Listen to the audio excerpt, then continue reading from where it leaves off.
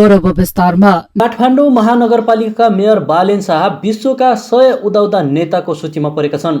विश्व प्रतिष्ठित म्यागजिन टाइम्सले विश्वका 100 उदयमान नेताको सूचीमा मेयर बालेनलाई पनि समेटेको हो। आगामी दिनमा आफू आबद्ध क्षेत्रलाई स्पष्ट रूप दिन सक्ने र आफ्नो उपस्थितिलाई परिभाषित गर्न सक्ने मध्येबाट टाइम म्यागजिनले 100 जना छनौट गरेको हो, जसमा 2079 को स्थानीय तह निर्वाचनमा स्वतन्त्र रूपमा निर्वाचित काठमाडौँ महानगरपालिकाका मेयर बालेन शाह परेका छन्। टाइम्स म्यागजिनले सन् 2022 मा उनी स्वतन्त्र उम्मेदवारको रूपमा खडा भएदेखि नै सम्भावित विजेताको रूपमा उभ्याएको बताएको छ। उनले लगाउने चस्मा पहिरन नै ब्रान्डको रूपमा स्थापित भएको पनि उल्लेख गरेको छ।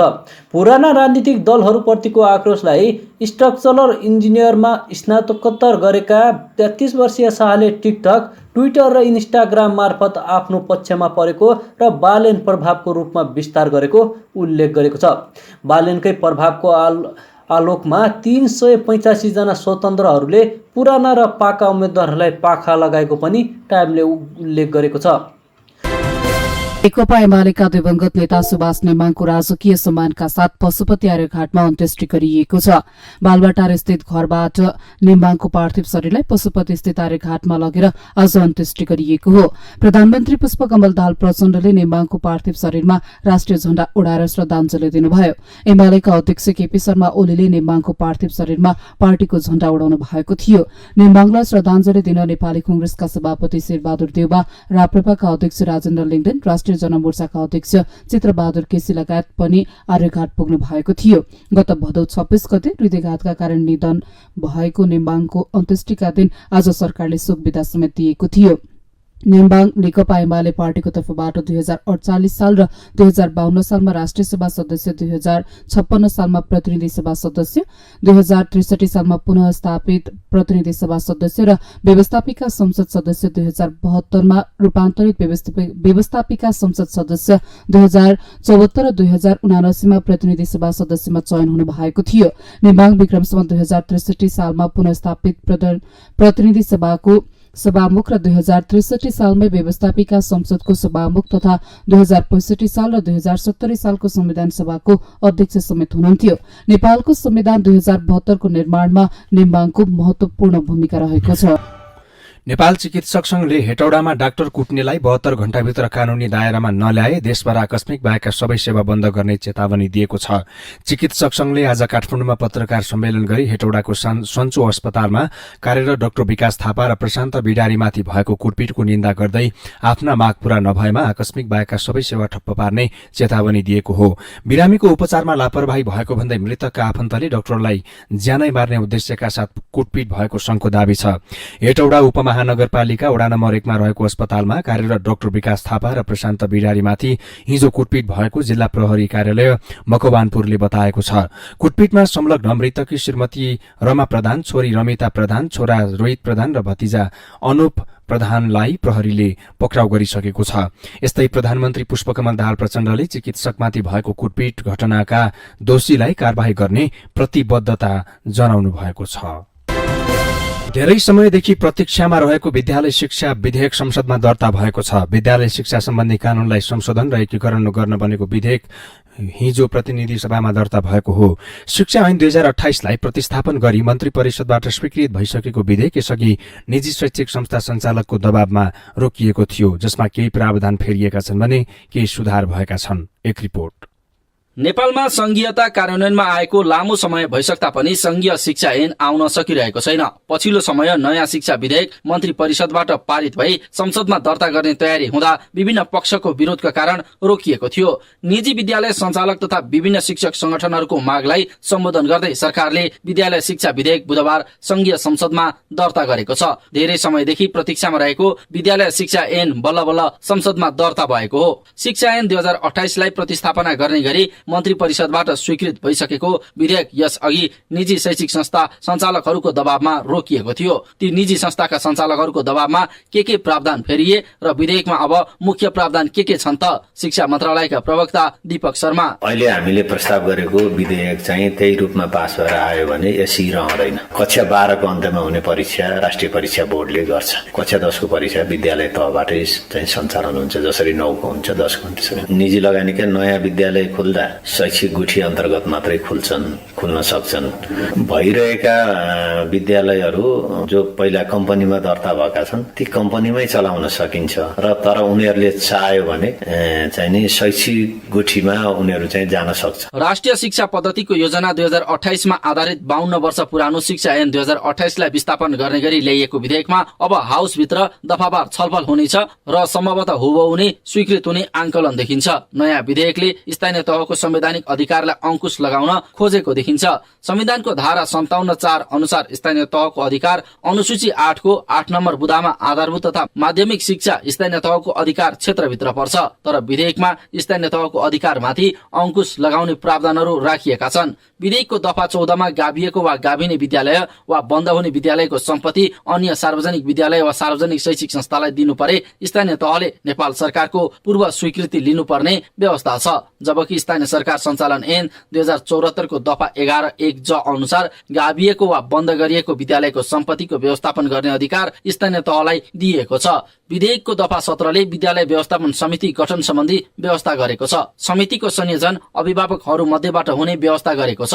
स्थानीय सरकार सञ्चालन ऐनले यो अधिकार स्थानीय तहलाई दिएको छ। स्थानीय तहहरूले शिक्षा सम्बन्धी कानून बनाई विद्यालय व्यवस्थापन समिति गठन गर्दै आएका थिए। यसरी स्थानीय तहको अधिकार हनन हुने गरी विधेयकमा अन्य कतिपय कुराहरू समेत अव्यावहारिक भएको शिक्षाविद प्राध्यापक प्रकाशमान श्रेष्ठको तर्क छ। अहिले कक्षा 8 सम्म परीक्षा लिने जिम्मेवारी त स्थानीय तहलाई दिएको छ नि त। तर अहिले यसमा के छ भनेपछि परीक्षा लिने अनिवार्य विषयको परीक्षाको प्रश्नपत्र निर्माण गर्ने चाहिँ जिल्ला शिक्षा कार्यालय भनेछ, अनि अर्को ऐच्छिकको चाहिँ स्थानीय तहले भने चाहिँ छ। भनेपछि किन गरियो? त्यसको औचित्य के छैन। यो त चाहिँ के हो भने स्वतः चाहिँ स्थानीय तहको अधिकारमा चाहिँ मतलब हस्तक्षेप गरेको चाहिँ हो। अब कक्षा 10 को चाहिँ परीक्षा चाहिँ विद्यालयमा चाहिँ दिने, शिक्षकलाई दिने भन्दाखेरि त्यो प्रमाण पत्रलाई जनताले विश्वास गर्छ कि गर्दैन? त्यो प्रमाण पत्रलाई चाहिँ अन्य चाहिँ मतलब चाहिँ मुलुकहरूमा चाहिँ विश्वास गर्छ कि गर्दैन? त्यो हिसाबमा चाहिँ यस परीक्षा चाहिँ लिनु चाहिँ पर्छ। सरकारले यस खारेज गर्ने प्रस्ताव सहितको विद्यालय शिक्षा सम्बन्धी विधेयक संसदमा दर्ता गर्दा 2028 सालको शिक्षा ऐन खारेज गर्ने गरी 52 वर्षपछि संघीयताको मर्म अनुसार विधेयक ल्याएको हो। राजनीतिक गतिविधिले विद्यालय शिक्षा कमजोर बन्न थालेपछि शिक्षकलाई राजनीतिमै बन्देज लगाउने गरी विधेयक ल्याइएको छ, जसको कतै आलोचना त कतै समर्थन भइरहेको छ। नेपाली कांग्रेस लुम्बिनी प्रदेशले आर्थिक भार थपिने गरी मन्त्रालय नबढाउन आग्रह गरेको छ। लुम्बिनी सभापति अमरसिंह पुनको अध्यक्षतामा बसेको कांग्रेस लुम्बिनी प्रदेश कार्य सम्पादन समितिको बैठकले आर्थिक भार पर्ने गरी मन्त्रालयको संख्या नबढाउन निर्देशन दिएको हो। लुम्बिनी प्रदेशमा हाल मन्त्रालय थप्ने बारे छलफल चलिरहेको भन्दै अहिलेको अवस्थामा मन्त्रालयको संख्या थप गर्दा आर्थिक भार थपिने र त्यसले नागरिक स्तरमा नकारात्मक प्रभाव पर्ने मुख्य सचिव मोहनराज शर्माले जारी गर्नुभएको विज्ञप्तिमा उल्लेख छ। हाल विद्यमान मन्त्रालयको संख्या नबढाई यथास्थितिमा सरकारलाई पूर्णता दिन कांग्रेस नेता तथा प्रदेश मुख्यमन्त्री दिल्ली बहादुर चौधरीलाई आग्रह गरिएको छ। संघीयतालाई प्रभावकारी रूपमा कार्यान्वयन गर्न संघीय सरकारले प्रदेश सरकारलाई संविधानले तोके अनुसारका अधिकार दिन पनि माग गरिएको छ। नेपाल स्थित जापानी राजदूतावासले जाइका नेपालका प्रमुख ओबुको आकिमिचुलाई लक्षित गरी ढुङ्गा प्रहार भएको प्रति आपत्ति जनाएको छ। दूतावासले आज एक विज्ञप्ति जारी गर्दै आकिमिचुलाई लक्षित गरी ढुङ्गा प्रहार गर्दा उहाँ घाइते भएको र सवारी साधनमा क्षति भएको बताएको छ। प्रदर्शनकारीहरूले जाइका प्रमुख आकिमिचुलाई काठमाडौँमा ढुङ्गा प्रहार गरेको बताए पनि घटनाबारे दूतावासले थप बताएको छैन। प्रहरी स्रोतका अनुसार हिजो त्रिचन्द्र क्याम्पस अगाडि उहाँमाथि ढुङ्गा प्रहार भएको थियो। दूतावासले अग्रणी भूमिका खेल्ने जाइकाका प्रतिनिधिले नेपाल यस्तै घटनामा घाइते हुनु अत्यन्तै खेदजनक भएको टिप्पणी गरेको छ। दूतावासले नेपालमा बसोबास गर्ने जापानी नागरिकलाई यस्ता घटनादेखि जोगिन सचेत पनि गराएको छ। नेपाली युवती श्रेयाको हत्या अभियोगमा भारतीय सेनाका 42 वर्षीय लेफ्टिनेन्ट कर्णेल रामेन्द्र उपाध्यायलाई प्रहरीले पक्राउ गरेर मंगलबार अदालतमा हाजिर गराएको छ। अदालतले आरोपी लेफ्टिनेन्ट कर्णेललाई 14 दिनको न्यायिक हिरासतमा राख्न अनुमति दिएको छ। ज्यान गुमाएकी युवती श्रेयाको शवको पोस्टमार्टम पनि झमेला भएको थियो। उत्तराखण्ड प्रहरीले ती युवतीका नेपालस्थित परिवारजनको 4 दिनसम्म खोजी गरेको थियो। घटनाको 72 घण्टापछि श्रेयाको हिजो पोस्टमार्टम गरिएको छ। यदि उनका परिवारजन नआएमा उत्तराखण्ड प्रहरी आफैले शवको अन्तिम संस्कार तयारी गरेको छ। समाचार अनुसार आइतबार बिहानै देहरादून स्थित प्रहरी कार्यालय सड़क क्षेत्रसँगैको सिल्भर गढको किनाराको नालामा उनको शव भेटिएको थियो। नेकपा एकीकृत समाजवादीले आगामी माघ 14 देखि 18 गतेसम्म पार्टीको 10औं महाधिवेशन गर्ने निर्णय गरेको छ। आज एक अन्तर्पार्टी निर्देशन जारी गर्दै पार्टीले गत भदौ 5 देखि 7 गतेसम्म बसेको केन्द्रीय कमिटी बैठकले माघ 14 देखि 18 गतेसम्म महाधिवेशन गर्ने निर्णय गरेको जनाइएको हो। पार्टी अध्यक्ष माधव नेपालले जारी गर्नुभएको अपानीमा महाधिवेशनको तयारी स्वरूप आगामी मंसिर 25 गते भित्र सदस्यता वितरण र नवीकरणको विवरण प्रमाणीकरणका लागि केन्द्रीय संगठन विभागमा पठाउने निर्णय भएको उल्लेख गरिएको छ। प्रमाणीकरणका लागि केन्द्रीय संगठन विभागमा पठाइएको र केन्द्रीय संगठन विभागबाट प्रमाणीकरण भएको सदस्यले मात्र पाउने बताइएको छ। यस्तै कार्तिक 15 गतेसम्ममा महाधिवेशनमा प्रस्तुत गरिने दस्तावेजहरू तयार गरिसक्ने अपानीमा उल्लेख छ। कार्तिक 15 देखि पुस 15 सम्म दस्तावेजहरूमा छलफल बहस चलाउने, पुस 21 मा एक दिन प्रतिनिधि छनौट गर्ने, पुस 25 गते भित्र प्रतिनिधि छनौटको प्रतिवेदन केन्द्रमा पठाइसक्ने र 2080 माघ 5 भित्र प्रतिनिधिहरू यकिन गरिसक्ने कार्यक्रम तय भएको छ।